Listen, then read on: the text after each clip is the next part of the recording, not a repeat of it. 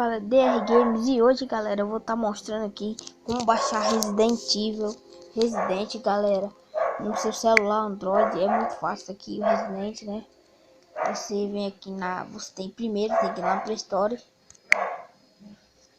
instalar com a chave, esse aqui, fazer a conta lá e aí você entra aqui, né? Aqui pesquisa aqui, ok? Você pesquisa aqui, ó, Resident Evil 4. Vai aparecer o Resident Evil 4 infinito. Você não tem, você não precisa ter balas. E o outro que é esse que precisa ter balas para você atirar. Eu não baixei o infinito porque é muito besta, você finaliza muito rápido e não tem, é muito ruim para jogar, velho. Sim, aí você instala, né? Então eu já instalei, não vou instalar.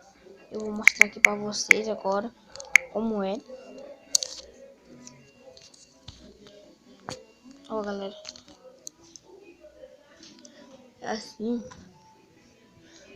Aí vai aparecer esse negocinho aqui.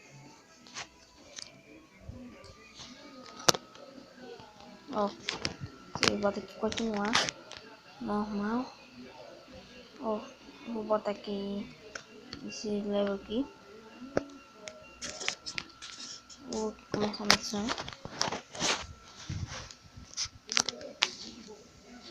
Aí tá aqui, galera, ó, como é muito, o gráfico é muito épico. É como se fosse de Play 2, né? Ó, eu passo essa missão aqui facinho, porque eu já tô no level 8, né? Já passei.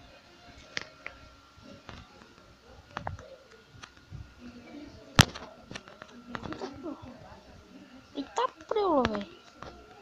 Eita porra, velho. Não tá dando pra tirar. Acabou minhas balas. Ah, que droga, velho. Sim, galera. E é isso, né? Eu botei só pra mostrar, velho. Acabou minhas balas. Azar. Sim, galera. E até o próximo vídeo do canal DR Games.